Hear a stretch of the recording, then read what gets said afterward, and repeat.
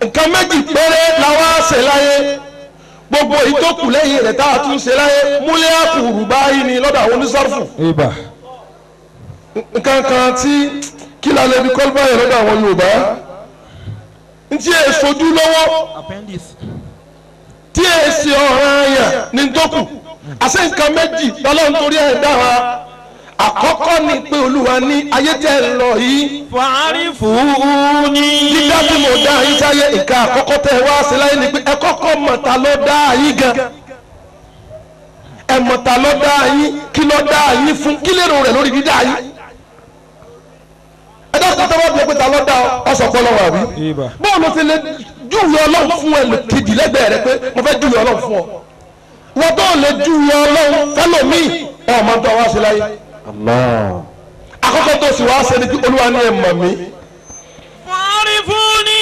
àwọn ọmọ Ọlọ́run nǹkan àkọ́kọ́ tá a wá ṣe nìyẹn Ọlọ́run bá nẹ́bí Ádámù. alayhi salatu wa salam. àwọ̀ tá Ádámù gbà lọ́dọ̀ rẹ̀ sí wa lọ́rùn kọ̀ọ̀rọ̀ nẹ́bí kẹ́kẹ́ ó gbàwẹ̀ anabi kẹ́kẹ́ òkìrù síwájú anabi wa Muhammad. sallallahu alayhi wa sallam. ẹsẹ̀ lọ́sọ̀wọ́dún náfìlà àwọn lóbìnrin fáwọn jẹ́jẹ́ làwọn ọbẹ̀ wa àbátíkìrù ẹ̀sẹ̀ àwọn brothers wa àwọn anabi yẹn ẹ̀sẹ̀ wọn ni condition náfìlà fi dé tí wọ́n sọ náfìlà dìbò máa wà lọ́wọ́ ẹ̀sẹ̀ Ádámù ló bí ọgbà àwẹ̀ tọ́gbà àwẹ̀ di ọ̀rọ̀ yẹn máa wà lórí àfọ́fọ́ àwọn ni nítorí àwọn wọn ni pé ẹ̀sẹ̀ mọ̀ mí ẹ máa wá júwèé mi fẹ́ lómi nọ́rọ̀ Musa tó díje òun fèrè àwọn náà iṣẹ́ tí Musa fẹ́ jẹ́nu ẹ̀wọ̀n gbéṣẹ́ ayé Musa bó ṣe bẹ̀rẹ̀ ẹ̀wọ̀n bọ́lá gbẹ́rẹ́ Musa ẹ̀wọ̀n tó orí fèrè àwọn náà níjọ́ tí Musa dé ẹ̀wọ̀n láà fèrè àwọn náà níjọ́ tí Musa dé aláwọ̀ abẹ́ kí fèrè àwọn náà mọ̀ ọ́n torí fèrè àwọn náà ti bẹ̀rẹ̀ lọ́lọ́ báwo yẹ tẹ́lẹ̀.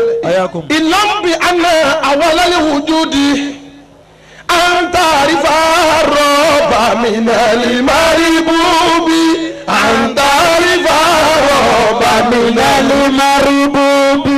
àkọ́kọ́ wa sẹ́lẹ̀ yẹn kí ọkọ̀ mọ́ lọ́wọ́ anta àrífà rọ́bà mìnàlì márìbùbí.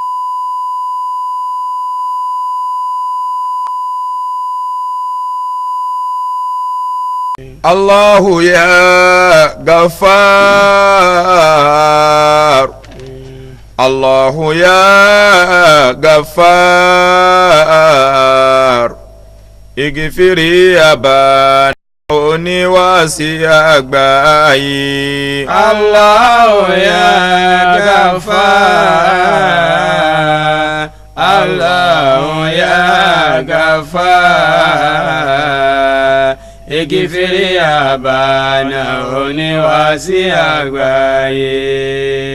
bàbá wa àlùfáà wa àgbà ashaykhina almarhum al-alim al-allama al-alim al-mufawwa صاحب الولاية الكبرى فضيلة الشيخ عبد الرحيم أمين الله الأدبي تغمد الله في رحمته àmín. Ọlọ́run bá wa kẹ́ wọn àmín. Ọlọ́run bá wa gẹ̀ wọn àmín. Ọlọ́run bá wa ṣe kúnsìnmi fún wọn. àmín.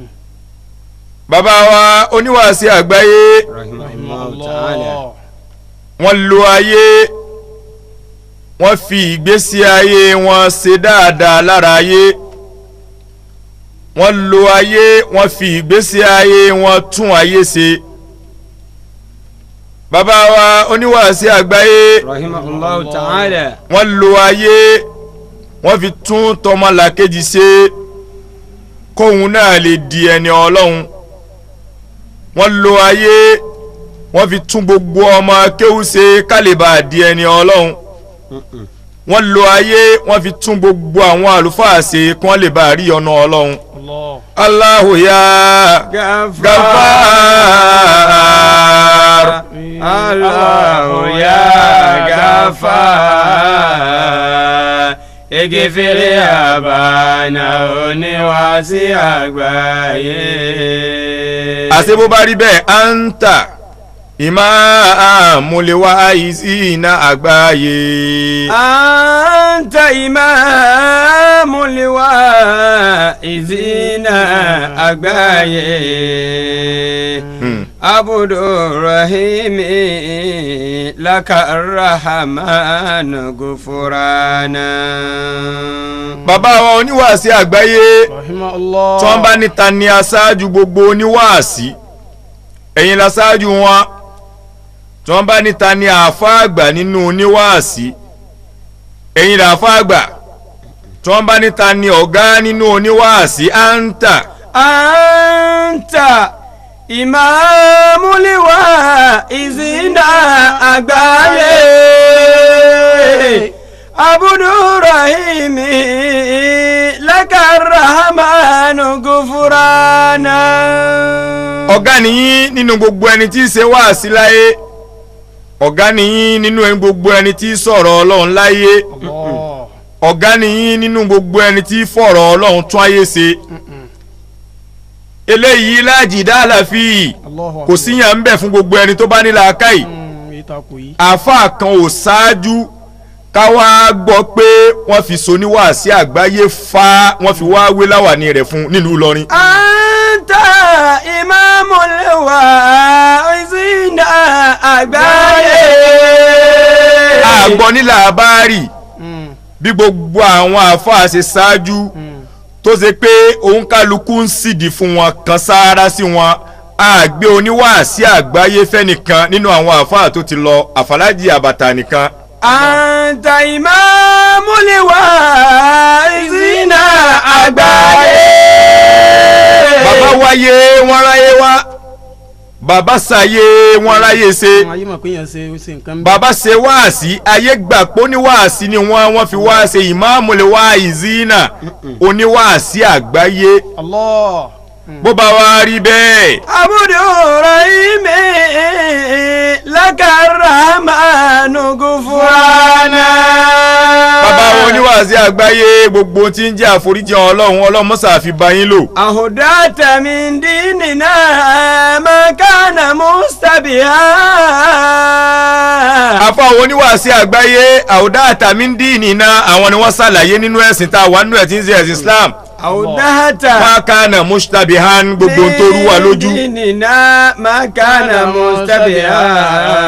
Gbogbo tó rú wa lójú tí ò yé wa nínú ẹ̀sìn oníwàásí àgbáyé ló wá fọ́ mọ́. Àwọn ọ̀rọ̀ tó ti ṣáájú tó ṣe pé ààbọ̀ ọ̀rọ̀ ni àfẹ́ mọ ibi tí ọ̀rọ̀ náà wó sí oníwàásí àgbáyé ló wá tún ṣe. Jazaka rabbuka. Àwọn ọ̀rọ̀ tá a gbọ́ tí ò pé oníwàásí àgbáyé ló wá kà pé. Àwọn àtàn tá a gbọ́ tí ò pé ọ̀dọ̀ oníwàásí àgbáyé láti wá gbọ́ tán. Talẹ́ni tá a fi rọ́pò àfáà. Talẹ́ni tá a fi dípò àfáà mi oníwàásí àgbáyé àwòdáwọ́ta mi ń dín nínà. Àwòdáwọ́ta mi ń dín nínà ma kana mustabiha. Gbogbo ohun tó rújú nínú ẹ̀sìn oníwàásí àgbáyé ló wá ṣàfọ̀mọ́ rẹ̀ tó wá ṣàlàyé ẹ̀ fáyé. Ma kana mustabiha. Jazaka rabbuka. Jazaka rabbuka anna minhu ihsana. Ọlọ́run o wọ́n la gbogbo orí kọ̀ọ̀kan tó níwàásí àgbáyé sọ di àpéwò. La ilaha illallah. Wọ́n la gbogbo orí kọ̀ọ̀kan tó níwàásí àgbáyé sọ di àpédè. Wọ́n la gbogbo orí kọ̀ọ̀kan tó níwàásí àgbáyé sọ do ní gbígbàdúrà. Jazaka rabbuka. Jazaka rabbuka anna minhu ihsana. Wọ́n la gbogbo àwọn orí kọ̀ọ̀kan yìí àlékún orí alikiyama mọ́sàbá ṣe fún bàbá oníwàásí àgbáyé. Jazaka rabbuka anna minhu ihsana. Bàbá oníwàásí àgbáyé àwọn àtàtà ń gbọ́ òun náà ni pé wọ́n bí wọn lọ́dún 1921. La ilaha illallah.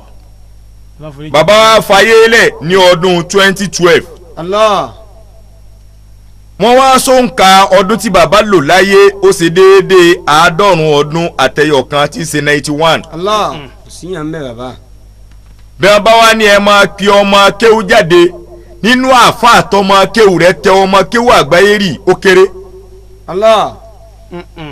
tí wọ́n bá ní ẹ máa pe oníwàásí àgbáyé jáde oníwàásí jáde nínú àwọn àáfàá tó máa kéwù rẹ tẹ́tẹ́ oníwàásí àgbáyé kéré bọ́jọ́ tí wọ́n lò láyé ni báwa ṣe wò yí pé ọjọ́ ni ogun àwò yí pé ọjọ́ ni ó pẹ́ síbẹ̀síbẹ̀ ó kéré nítorí iṣẹ́ tó níwàásí àgbáyé ń ṣe lára kó wa. anta imamul wa'izina àgbáyé abudurrahimi lakarahmanu gufurana. nígbà wa rí i pé nínú àwọn ẹ̀sà iná lọ́lọ́run tó bàbá yìí sí àyàwó ló wá ṣe déédéé bẹ́ẹ̀ àwa rí i pé ní tá a lè fi bàbá níwé lànàbì Ibrahima alayhi salatu wassalam. anabi Ibrahima ọlọ́run ka àwọn àròyìn mẹ́wàá kan ó fi tì sára anabi Ibrahima àwọn àròyìn mẹ́wàá wá ní ó wá ṣe déédéé bàbá wa oníwàásí àgbáyé. Allah. a'udhu billahi minash shaitani rajim bismillahir rahmanir rahim. a'udhu billahi minash shaitani rajim. Bismillahir rahmanir rahim. Inna Ibrahima kana ummatan. Inna Ibrahima kana ummatan qanitan lillahi hanifan. Walam yaku minal mushrikin. Shakiran li'an'umihi ijtabahu wahdahu ila siratin mustaqim. Wa atainahu fid dunya hasanatan. Wa atainahu fid dunya hasanatan. Wa innahu fil akhirati lamina salihin. Àwọn àròyìn mẹ́wàá wáyìí tọ́lọ́run fi qualify anabi àgbà anabi Ibrahima alayhi salatu wa salam. Àwọn àròyìn mẹ́wàá wá náà ṣe déédéé bàbá wa oníwàásí àgbáyé. Ọlọ́ni inna Ibrahima kana ummatan. Inna Ibrahima kana ummatan. Ọlọ́ni anabi Ibrahima Ọlọ́run pè ní umma. Ọlọ́run pé ó pe Ibrahima ní ìjọ gbogbo ayé ọ̀kan anabi Ibrahima náà ọ̀kan. Inna Ibrahima kana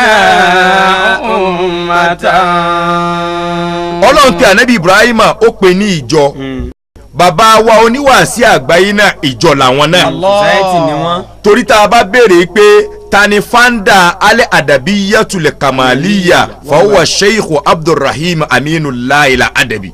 Inna Ibrahima kana ummatan. Bí Ibrahima ṣe jẹ́ ìjọ ni bàbá wo oníwàásí àgbáyé náà jẹ́ ìjọ. Nígbà àwọn àfáà kan ó sì tú wọ́n ní kana ummatan wọ́n ní ìmáàmù lọ́lọ́run gbà lérò ń bẹ̀. Anabi Ibrahima kana ummatan Ọlọ́run ṣe ní ìmáàmù. Bẹ́ẹ̀ náà ni bàbá wo oníwàásí àgbáyé náà jẹ́ ìmáàmù liwa'izina. Inna Ibrahima kana ummatan. Ọlọ́run ṣe bàbá wo oníwàásí àgbáyé ní ìmáàmù liwa'izina. Aṣáájú fún gbogbo oníwàásí. Ọ̀gá fún gbogbo oníwàásí. Nínú àkọ́kọ́ ròyìn tọ́lọ́run fún Anabi Ibrahima òun nìyún. Ọlọ́run wá dákẹ́bẹ̀ ó tún wá ní hanifan. Qanitan lillahi hanifan. Qanitan lillahi hanifan. Ọlọ́run pé Anabi Ibrahima ó ní qanitan lillahi. Qanitan lillahi. Ẹni tí máa tẹ̀lé tọ́lọ́run ni alimuti'u lillahi. Ẹni tí máa tẹ̀lé àṣẹ Ọlọ́run ni.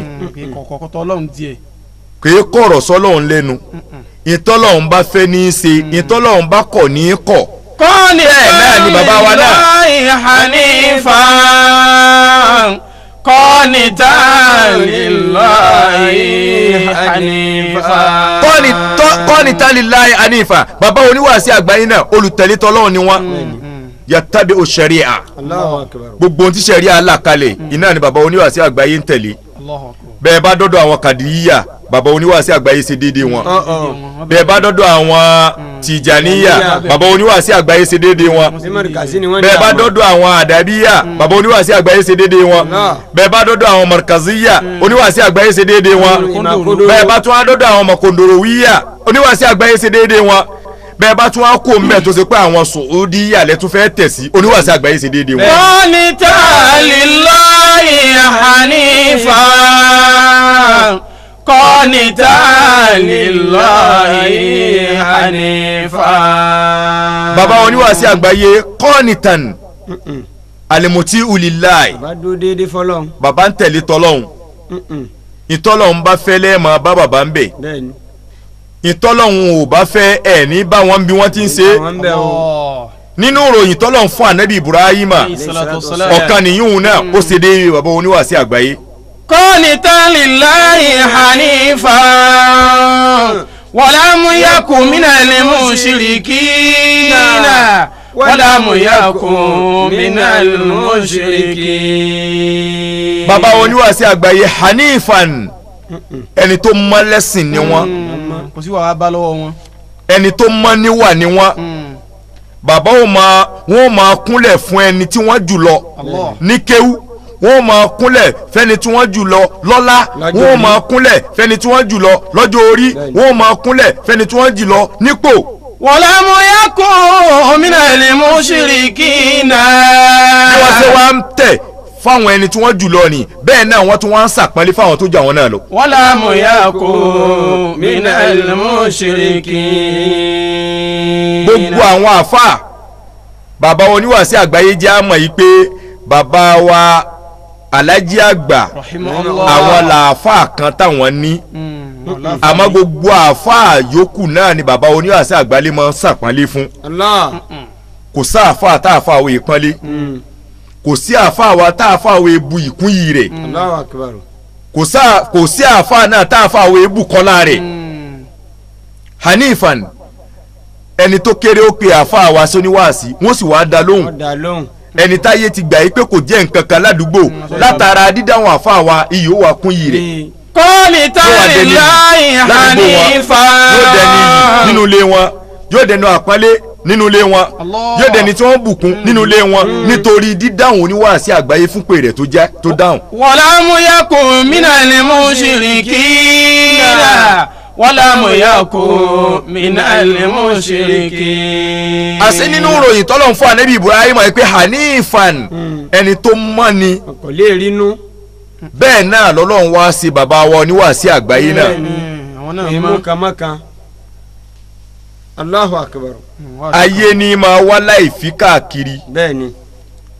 nìkan náà àwọn àáfàá ló fi hàn wáyé pé kò sẹ́ni náà láyé tó lè mọ́ nínú ẹnu ayé ó ní wàláwó kánà dáàkà nàbí yìí lè mú tàn haru wà má àhàdùn min alisunin nasi salima wàláwó annahu záàkà nàbí yìí lè mú tàn haru. kò sẹ́ni tó lè mọ́ nínú ayé àmọ́ bá a bá rí èèyàn tó bá ti mú 90% àwọn tó kù ni wọ́n ń jẹnu yà ni. wà má dùn min alisulin nasi salima walau annahu zaka nabiyyul mutahharun. bàbá wọn oníwàásí àgbáyé hanifan ìròyìn tọ́lọ̀ fún ànábì Ibrahim pẹ́ ní mímọ́ ni bẹ́ẹ̀ náà lọ́lọ́run sí bàbá wọn wá sí àgbáyé. walam yakun minal mushrikina. ọlọ́run tó wá ní Ibrahim ni lam yakun minal mushrikina kò sínú àwọn ẹlẹ́bọ. walam yakun minal mushrikin.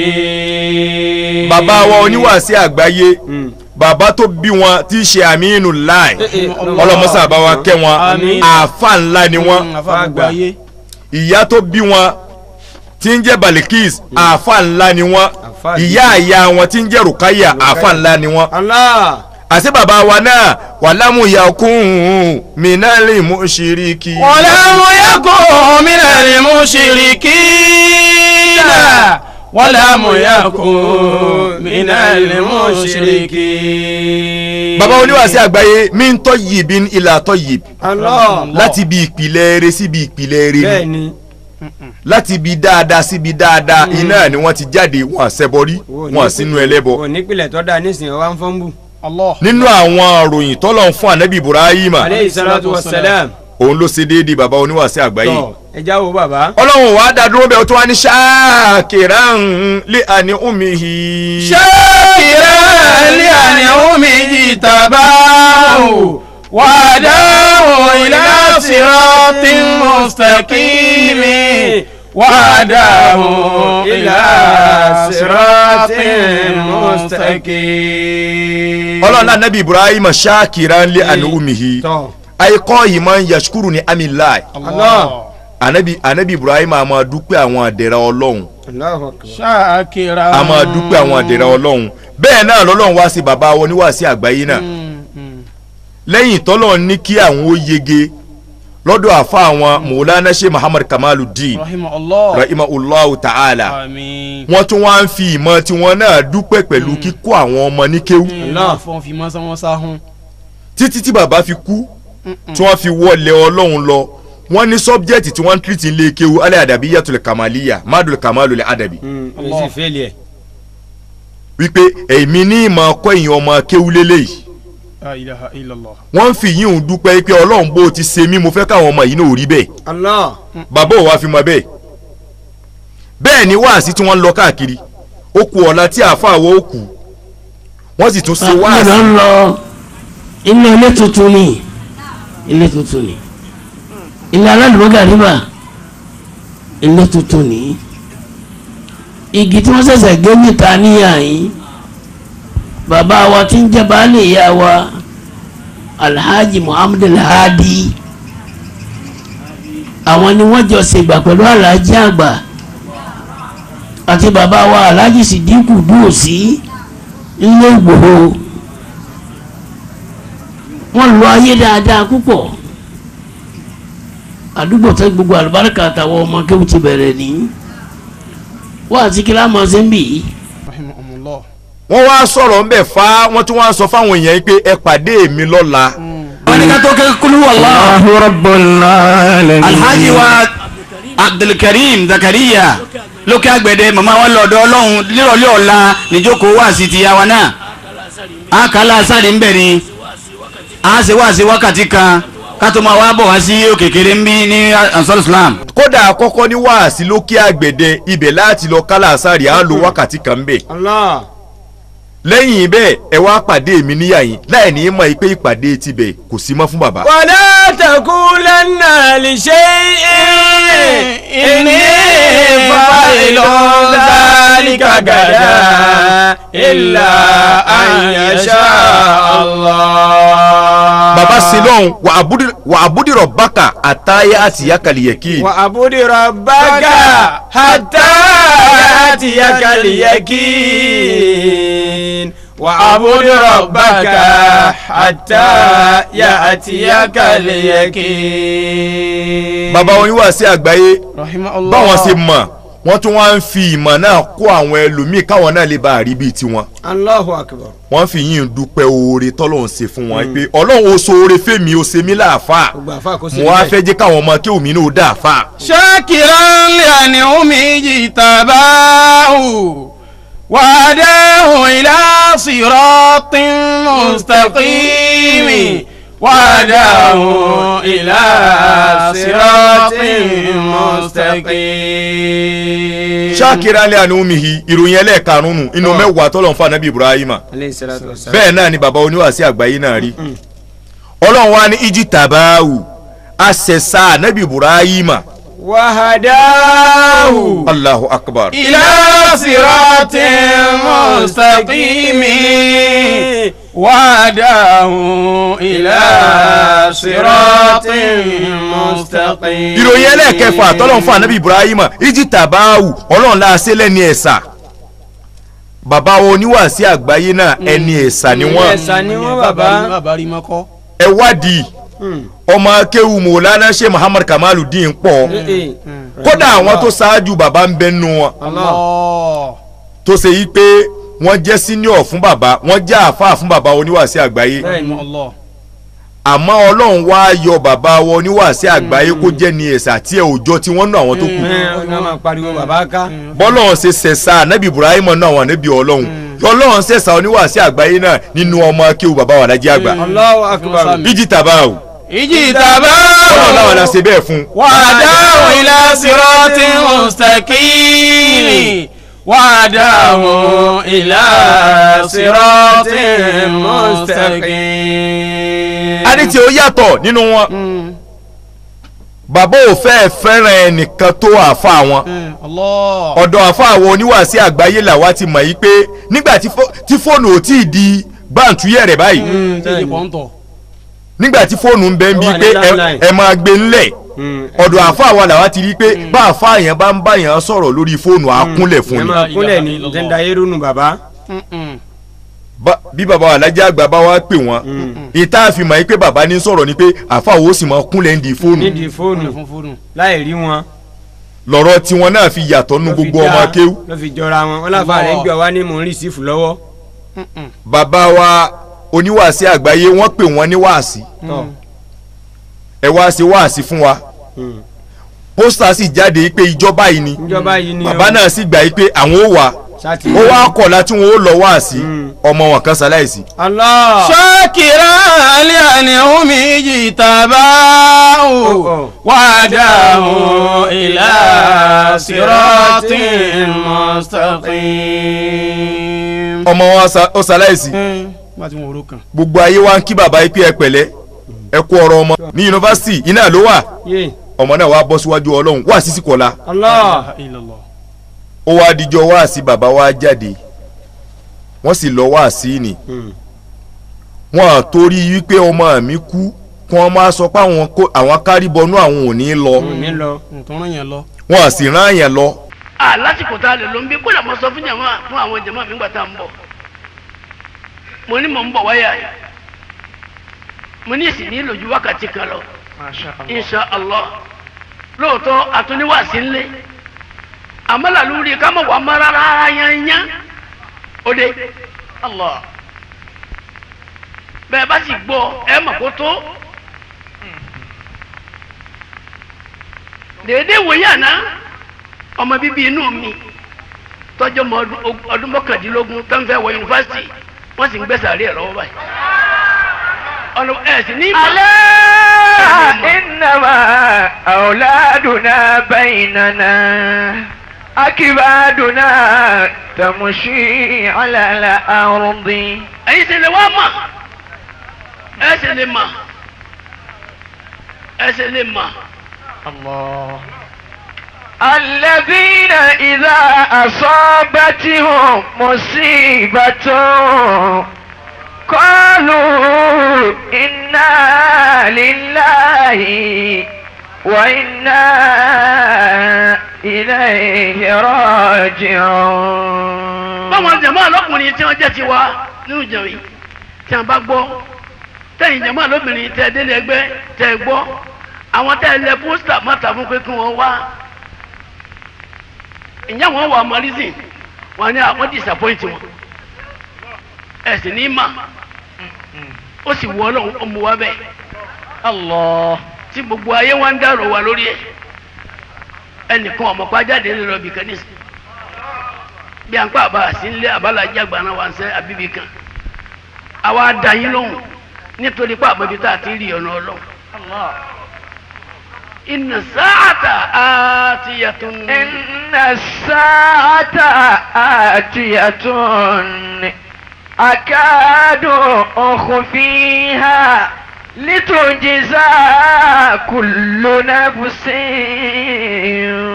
بما تسعى. àsìkò àlùkìyámà ayé bẹ́ẹ̀ ti gbọ́mọ ni. tọ́píìkì tí wọ́n sì fún wọn jọ náà alámọ̀tò sáà iná ni bàbá tún sọ̀rọ̀ lé lórí. kí ló farú yín tí ẹ bá ṣe pẹ́ ní ẹ̀sà. kò déédé kò lè rọrùn fún ìyàfẹ́ ni ọlọ́run bá sàlẹ̀ sà. kọ́lá kọ̀ yẹ kí n rí wí mẹ́.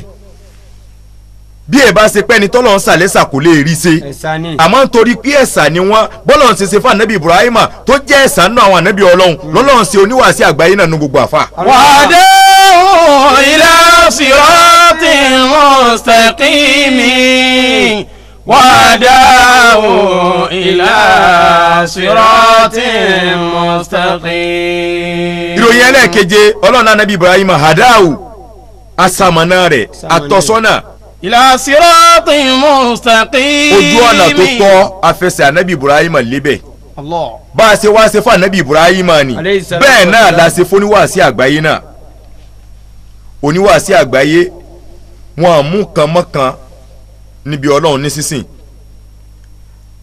Ọlọ́run tí wọ́n gbámú náà ni wọ́n ń tẹ̀lé ẹ lè bá wọn níbi ìṣètò Ọlọ́run kẹtún wá bá wọn níbi tí wọ́n ti ń ṣògùn àbí bí wọ́n ti ń ṣe eégún àbí bí wọ́n ti ń bọ́ ọ̀sà adáwò ilá sirati mustaqim ojú ọ̀nà tó tọ́ ti ń ṣe ìsìláàmù tọ́lọ́run fi ẹsẹ̀ ànábì Ibrahim lé Ọlọ́run fi ẹsẹ̀ oníwàásí àgbáyé náà lé tí ó yẹ tí wọ́n fi kú láyé. wahdahu ila siratin mustaqim. Ọlọ́run ní bá a ṣe sàmọ̀nà ànábì Ibrahim àsàmọ̀nà oníwàásí àgbáyé náà. وعشرة تمنع عشرة فألهم ẹlòmíì ń bẹ tọrọ rẹ̀ ayé ti sùn. من سور المكرم قرآنا ẹlòmíì wọ́n wò pé ìjà wa tẹ̀lé ra lẹ̀ mọ́láyé dípò pápá. وكم هم ìbànújẹ́ ni. تساو به صباحا والتعقب لمسرة بلا عشي ọ̀nà tó gbà wọlé wájú Ọlọ́run làwọn àfa fẹ́ là fún ọ yìí. وكم عسر sórí ọ̀rọ̀ rẹ̀ ò tí ì rí bó ti fẹ́ tán. ẹ̀dá ò sì lè rí ọ̀rọ̀ rẹ̀ àfi kí kó rí màdàkálù ọ̀nà kan tí ó gbà wọlé wájú Ọlọ́run. àbáni wàká Muhammed. وكم هم تساو به صباحا ọ̀pọ̀ nínú ìbànújẹ́ mi. تساو به صباحا bẹ́ẹ̀ bá jí láàárọ̀ pé Ọlọ́run gbọ́dọ̀ wà gbé ìgbà àwọn ọmọ ni wọ́n lé léwé yìí. fún Ọlọ́run gẹ́gẹ́ bí ìlú wa tá a wà yìí. إذا ضاقت بك الأسباب يوما àbáníyọ tó bá ọlọ yìí kò bá mu ọlọ yìí kò bá mu. إذا ضاقت بك الأسباب يوما alasibabu ọ̀nà tẹ̀yìn àgbà rówó ọ̀wádìí ọdún yìí wò kò ṣe ọgọ̀kadà kò bá mu. فسك بالواحد الأحد العلي wá dúró tọ́lọ́hún. وفي آية الكرسي للأموات رحمة ونور ثم غفر لزلة asihiru kufurun asihiru Kufurun. oògùn sísà kèfèrí lu الله baba mi pápá yìí pa mọ ọwọ́ agbó eri kíní pọ̀ mọ ọwọ́ ṣe báyìí kufurun kèfèrí lu ó ń di kèfèrí bọ̀ obìnrin kan rẹ̀ pa ní alimumariba tọ́fọ̀ mi àkè mumariba nọ́ọ̀sì ni nọ́ọ̀sì tí máa ń gbẹ̀bí ní hospital ìyá náà wá àmọ́ òun ní máa wá wẹ òkú tọ́ba jẹ́ obìnrin bọ́ba wá ń wẹ òkú àfàbùnà Jibril bọ́ba wá wẹ òkú àmọ́ wá fi oògùn àfisẹ́nu òkú àbí kó fi síbi aṣọ rẹ̀ kí wọ́n wá di ipò ọmọ kí wọ́n tó lọ sí wọ́n fi àwọn ológun mọ táwọn fi ṣe ẹ̀dínpọ̀ mọ́kù tí ń lọ kí á mọ̀ kó rí báyìí ẹ wọ àwọn ológun لا إله إلا الله ẹ wọ àwọn ológun الله wọ́n bẹ wàlá ìfúnlẹ̀ ọ̀sáyìí حيث أتى gbogbo omi tó lóògùn lè bọ́ sí kò ní sórí rẹ̀. وآتيناه في الدنيا حسنة وإنه في الآخرة لمن الصالحين. bàbá oníwàásí àgbáyé rahimahullahu ta'ala asamọ̀nà wọ́n ń kó ẹbí mọ́ra wọ́n ń fún ẹbí lẹ́tọ̀ọ́ wọn wọ́n ń kó ọmọ kéwú mọ́ra wọ́n ń fún ọmọ kéwú lẹ́tọ̀ọ́ wọn torí pé bàbá gbà yí pé báwọn ṣe tó lónìí ń bẹnu àwọn ọmọ kéwú yìí tí ó ju àwọn lọ lọ́la àwọn lè máa bẹ láyé àwọn lè máa sí láyé báwọn bá wá yàn kan ní pọ̀sìn táwọn ò kákún bọ́lọ̀ ń bá wá sọ dókè lọ́la ojú wo ni ó mọ̀ fi wà wọn. وآتيناه وآتيناه في الدنيا حسنة وإنه في الآخرة لمن الصالحين. bàbá oníwàásí àgbáyé báwa tá a jọ máa kéwú tá a bá dọ́dọ̀ wọn wọ́n tún máa wá sọ pé a jòkó lórí àga àwa tá a máa yé wa pé ilẹ̀ ilẹ̀ ló yẹ ká jòkó. La ilaha illallah. a máa ń torí ìtọ́sọ́nà ọlọ́run tọ́lọ́run fún wọn bàbá ò mọ̀ wá pàwọn náà lé àmọ́ wá rò bí bàbàrà ni wá. máa rò pa jẹ́ nǹkan. ẹni tí tó ṣe pé ńlé wọn gan wọn àmọ́ léèyàn yóò dọ́dọ̀ oníwàásí àgbáyé wọn ó sì tún máa kíìsì ẹ̀. Wọ́n ní ẹbùn mi fún. yóò dọ́dọ̀ oníwàásí àgbáyé wọn ni ẹ máa lọ dáná. Aláwọ̀ afáwa ló dé. bẹ́ẹ̀ni ẹ̀sìn mi lọ wá sí. ẹni tí ò jẹ́ nǹkan kan ẹni tí wọn mọ̀ ń lu wọn tí wọn mọ̀ lágbolé wọn oníwàásí àgbáyé ó sì máa sọ wípé ìlú mi báyìí ló ti wá àfa àwa làwọn tí wọ́n nílùú bẹ̀. Ìmáàmù wa ń bẹ̀nu. ìmáàmù wa ń bẹ̀nu aṣáájú wa ń bẹ̀nu tí ẹ sì ṣe pé wọ́n kéwú ń bẹ̀ ni kí ló dé tí bàbá fi ń ṣe bẹ́ẹ̀ ìtọ́sọ́nà ọlọ́run ni. وآتيناه في الدنيا حسنة وإنه في الآخرة لمن الصالحين. ọlọ́ọ̀lá àdádúró bẹ́ẹ̀ o ọlá tá a ṣe fún anabi ibrahima عليه الصلاة والسلام. nínú rẹ̀ ataynahu fi dunya hasanatan. وآتيناه في الدنيا حسنة. ọlọ́ọ̀lá afun láwọn oríṣiríṣi oore nínú àwọn oore tayé. وإنه في الآخرة لمن الصالحين. min kulli ma yahtaju ilayhi limumin ala ikmali dinihi. gbogbo tí múmìnì máa ń ní tẹ̀sìn fi pé lára rẹ̀ nínú àwọn oore tayé àṣebẹ́ fún anabi ibrahima náà Alayhi salatu wassalam. nínú anabi ọlọ́run tó ṣe yí pé ó gun ọkọ̀ ojú omi anabi ibrahima ń bẹ nínú wọn inú anabi ọlọ́run tó gun rànkúnmí ibrahima ń bẹ nínú wọn Salatu wassalam. inú anabi ọlọ́run tó gun ẹṣin ibrahima ń bẹ nínú wọn inú anabi ọlọ́run tó kọ́lé ibrahima ń bẹ nínú wọn. وإنه في الآخرة لمن الصالحين. ọlọ́ni bá a ti ṣe fún anabi ibrahima ni a ṣe bẹ́ẹ̀ fún níwáṣẹ́ àgbáyé náà. وإنه في الآخرة لمن الصالحين. bó o bá sọ nípa owó olówó lo níwáṣẹ́ àgbáyé bá a bá rí mọ́kọ́ bó o bá sọ nípa ọlá ọlọ́lá lo níwáṣẹ́ àgbáyé ọmọ bísínẹ́sì ṣètò àfa bó o bá ń sọ nípa ayì oníyì lo níwáṣẹ́ àgbáyé bó o bá ń sọ nípa kárí ayé rírí ayé tá a mìíràn ni pé lẹ́yìn ìgbà tá a kéwú kan àwọn ìlú kan nínú tírà ká tún wá bẹ́ẹ̀ ká tún lọ rí bẹ́ẹ̀ lójú ọ̀kan ló níwáṣẹ́ àgbáyé bí wọ́n bá ń júwe mọ́kà fún ọ ó ṣe bọ́ ọmọ mọ́kà ni wọ́n ni bí wọ́n bá ń júwe káírò fún ọ ó ṣe bọ́ ọmọ káírò ni wọ́n ni bí wọ́n bá ń júwe lẹ́bánà fún ọ ó ṣe bọ́ ọmọ lẹ́bánà ni wọ́n ni bí wọ́n bá sì ń júwe amẹ́ríkà ó ṣe bọ́ ọmọ amẹ́ríkà ni wọ́n ni inú àwọn tí àáfàá fi dángájíá iná nìyún wà ló fà tá àáfàá wa tí èéfi wo mẹ́ni tó bá wá pè wọ́n wá sí pé dandan ẹ lọ san iye kan. Allahu akbar. gbogbo àáfàá tẹ ẹ bá rí tí ń wo mọ́ pé bẹ́ẹ̀ bá san iye báyìí fún mi ní wá sóde yín torí pé òun náà ò tí ì ní ni. وإنه في الآخرة لمن الصالحين.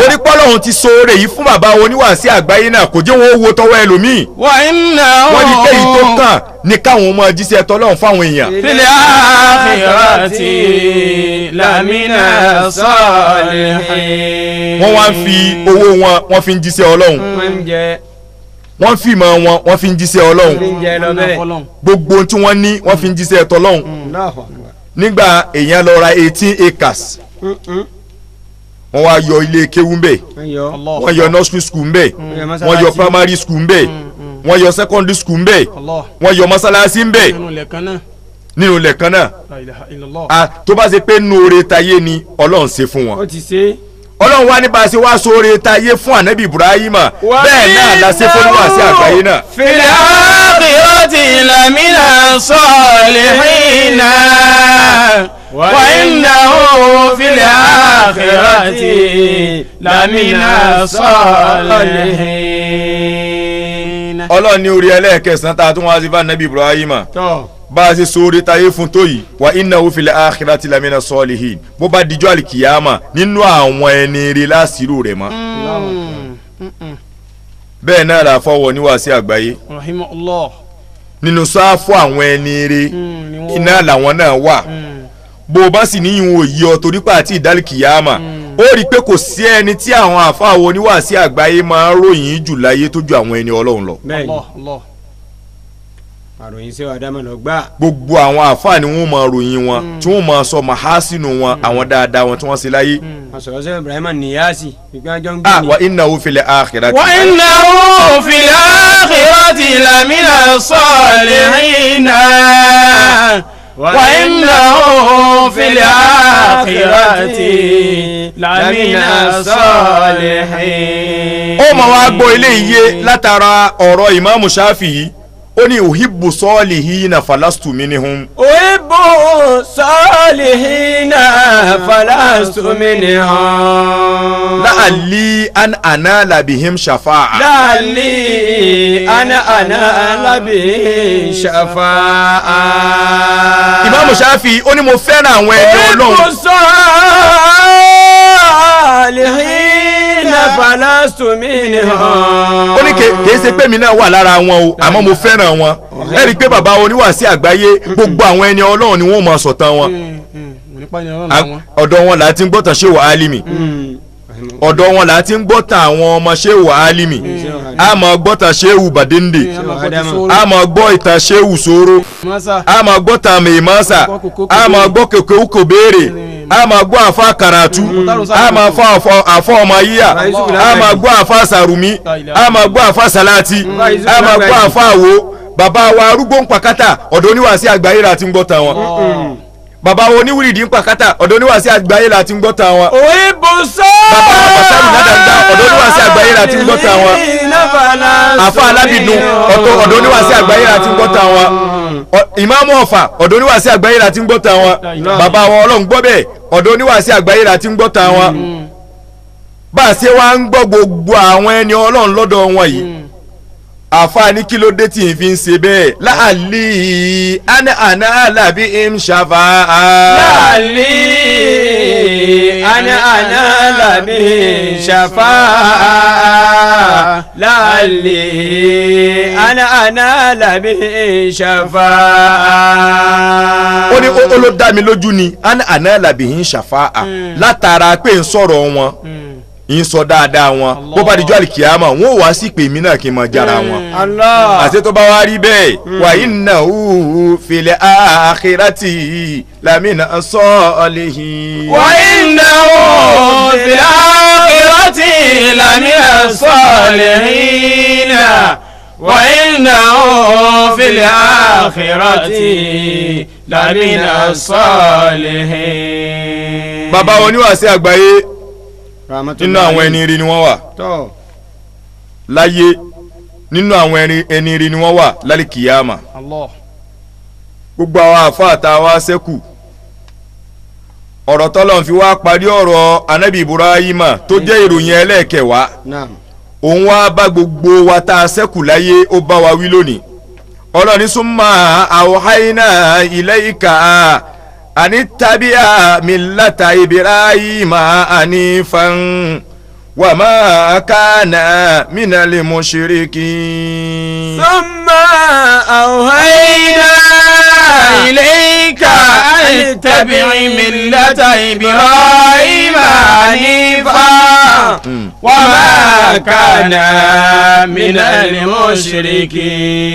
mushrikin. Ọlọ́ni ìrẹ́ ànábì Muhammad sallallahu alaihi wasallam awhayna ilayka àwọn ránṣẹ́ sí ọ awhayna ilayka àfi ránṣẹ́ sí rẹ̀ Muhammad anittabi millata Ibrahima hanifa alójú ọ̀nà ànábì Ibrahima tó rìn iná ní kí wọn náà máa rìn wa ma kana minal mushrikina torí pé Ibrahima ò sínú àwọn ẹlẹ́bọ o wa ma kana minal mushrikin. ìwọ àfáà tó ṣẹ́kù lónìí àwa náà pè ọ́ ìlànà oníwàásí àgbáyé bó ṣe lo ayé ẹ̀ manhajul hayat la ilaha illallah manhajul hayat sheikh bá àfáà wa ṣe lo ayé tiẹ̀ slabos ló jẹ́ fún wọn náà wọn náà ló bẹ́ẹ̀ kí wọn náà lo tiẹ̀ bẹ́ẹ̀ iná ló fi rí bidé sí yé pọ̀fọ̀ mọ́ kó lè yé ọ ìwọ ọmọ tó ń gòkè bọ̀ bẹ́ẹ̀ ni bí àfàwọ̀ oníwàásí àgbáyé ṣe lo ayé tiẹ̀ ló gbọ́ yìí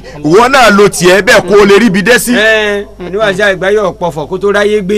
lórí karamat àwọn nǹkan ńláńlá pé yé nǹkan àríyànjú tọ́lọ̀ sí fáwọn wọlé yìí ọlọ́run nílùú Ìlọrin àmọ́ nísìnyí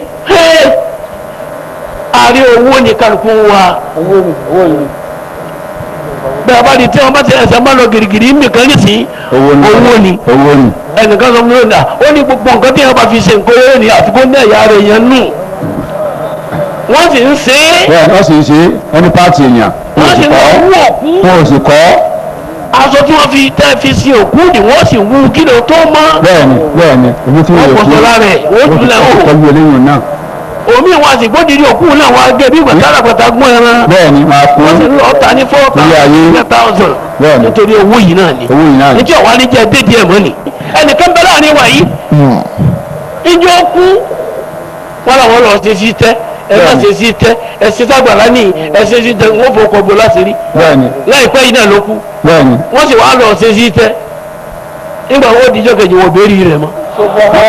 nílò yìí náà ni àwọn ọ̀dọ́ wúbi tàbánì tó níyà. tàbánì tó níbi dúníyà sàlá ìlera òṣì bàbá máa yẹ ṣàtìkù gara lọ bí hàn fọ́rùtà ṣàbàbà wọlọ́dàrẹ́ lákàfà mímọ́ yàrá òṣì bàbá. àkójọ màrí ó kéwú ìlọrin àní nǹkan ẹgbẹ́jà wọ́n fẹ́ kí nǹkan mọ́. ẹ dákun yé wà fún wa. ọ̀nà tó gbà fi rọ́wọ́ tó ní náà bá ara pàtì èèyàn ń bẹ. tọ́gbọ̀n tọ́lídì dúnìyà sàlẹ̀ ìlàyà ṣe bàbá. ní bàbá kan bẹ ní ìṣètò bá rí yóò pè kọ́ lọ́ra pàtì èèyàn wá. yóò wá gbé kí nílẹ̀ fún yóò kó bá máa lọ ọkàn pẹ̀ nìkan lọ́nà ni ọkàn gbá fún mílíọ̀nù fún wáyé. لطالب الدنيا سنة إليه أشبابا ما يسفيك جراما بها فرط شبابا ولا دعي لك فاء مما يروم شبابا.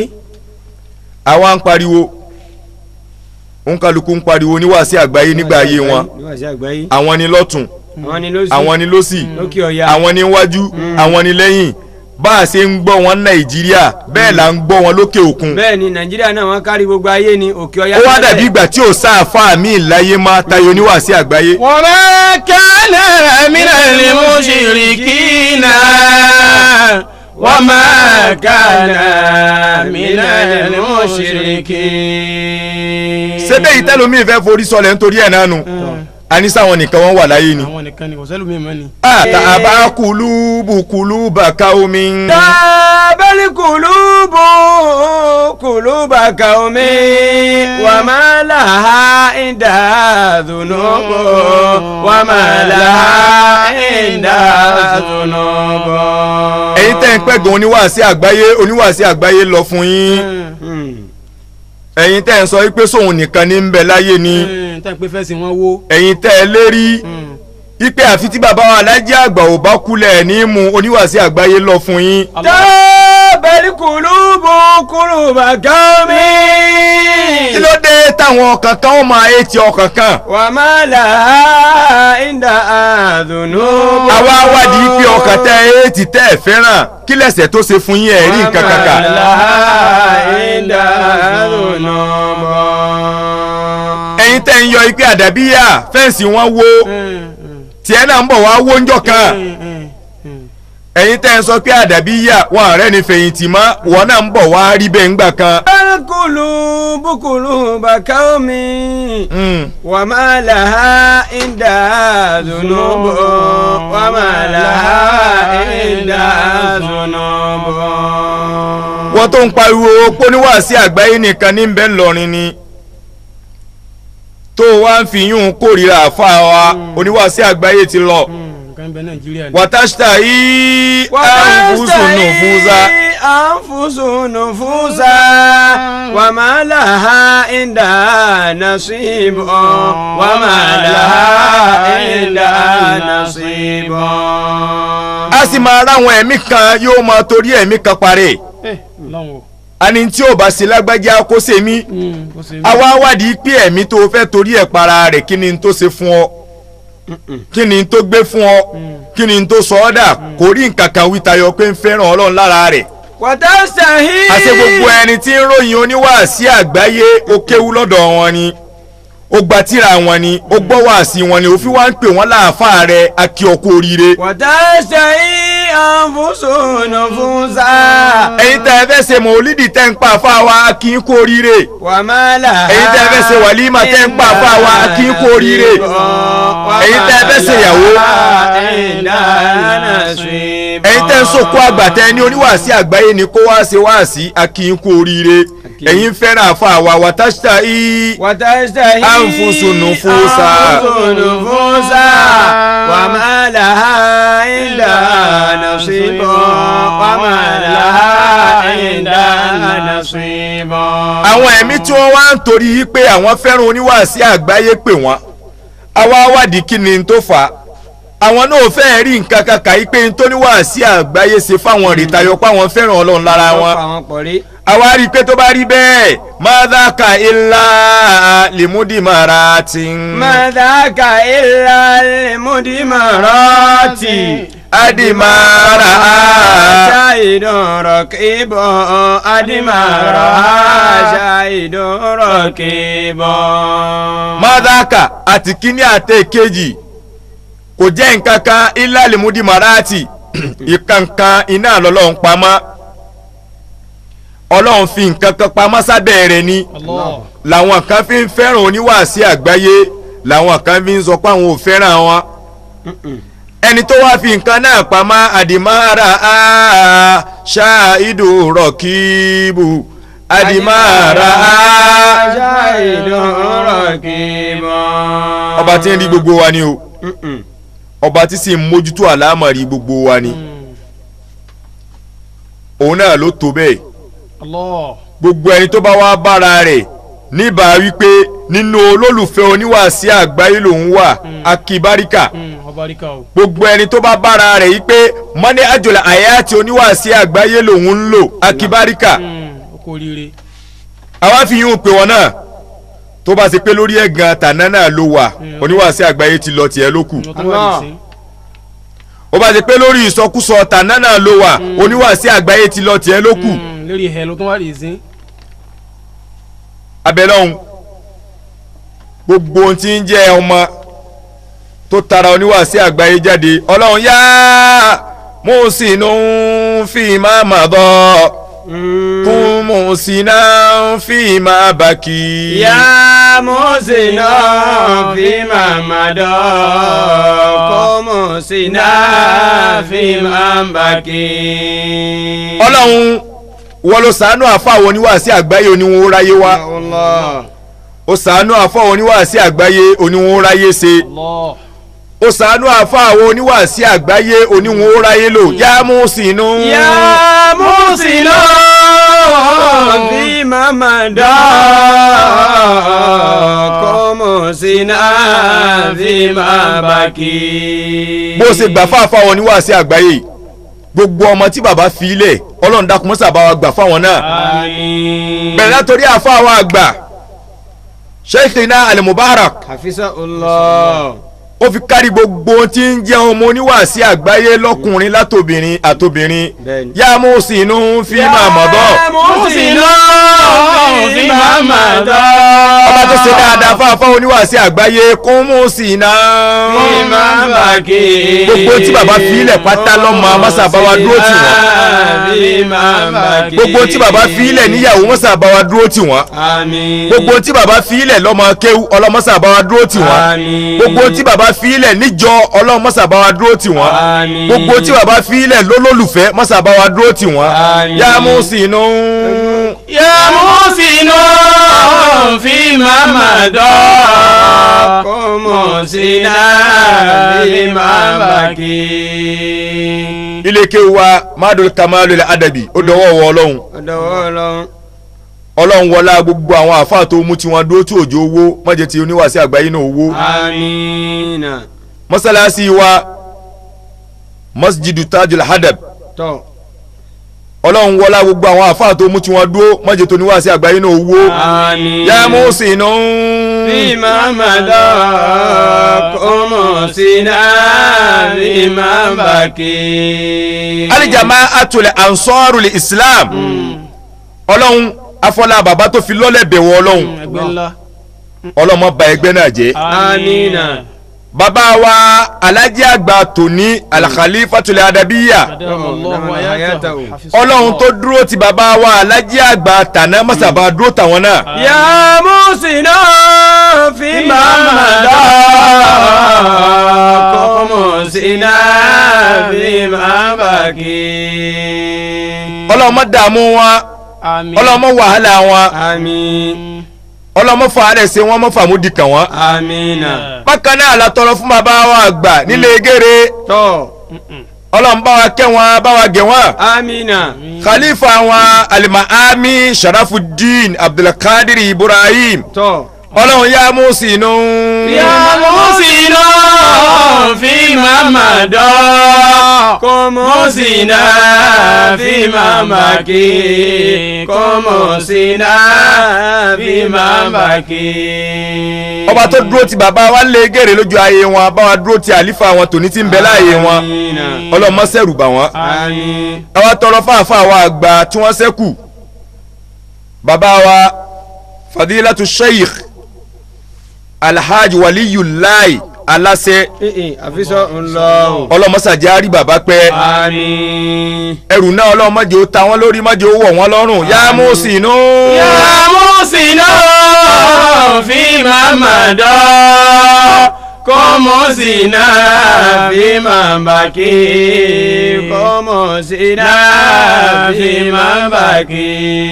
ọlọmọsàbà dúró tì wọ́n ọlọmọba wa kún wọn ó fi akárí gbogbo àwa tá à ń jẹ ọmọ akéwú lápapọ̀ mọ́sàdúró tàwa náà àti ilé àtòkò ó fi akárí gbogbo tí ń jẹ́ ọmọ akéwú òjádàbíyà ni òjádàbíyà ni ọyìn bàbá ọlọmọsàjì ó dùn fún gbogbo wa. Àmín. Olúwa bá wa kẹ́ àjírọ̀ ìmì oníwàásí àgbáyé bàbá wa. Olúwa bá wa kẹ́ ṣe òkàmálí kàdàbí àkómọ̀dá oró. Bá wa kẹ́ àjírọ̀ ìmì oníwàásí àgbáyé tí wọ́n ti lọ. Olúwa bá wa kẹ́ ṣe òkàmálí kàdàbí àkómọ̀dá oró. Kàdàbí àkómọ̀dá kadabi akomada oro kadabi akomada oro kadabi akomada oro. Olúwa bá wa kẹ́sẹ̀ òsòfíò kadabi akomada oro. Olúwa bá wa sọ́sẹ̀ òsòfíò kadabi akomada oro. Olúwa bá wa sọ Sheikh Razaki kadabi akomada oro. Ìmáàmù àgọ́ Ìlọrin nílùú Ìbàdàn kadabi akomada oro. Olúwa bá wa sọ Sheikh Razaki kadabi akomada oro. Ànú Sheikh Adabiya ní kadabi akomada oro. Bàbá wa àdúrà gbà Adabiya ní kadabi akomada oro. Àwọn Ganiyu àbótó Adabiya kadabi akomada oro. Wọ́n mú ọ̀fà gan Adabiya ní kadabi akomada oro. Àbá Buhari ọmọ Musa Adabiya ní kadabi akomada oro. Agere Adabiya ní kadabi akomada oro. Àbá Waliyu aláṣẹ Adabiya ní kadabi akomada oro. Àbá wa kẹ́ṣe ọ̀rọ̀ yìí ní kadabi akomada oro. Subhana rabbika rabbil izzati amma yasifun wa salamun ala al-mursalin walhamdulillahi rabbil alamin.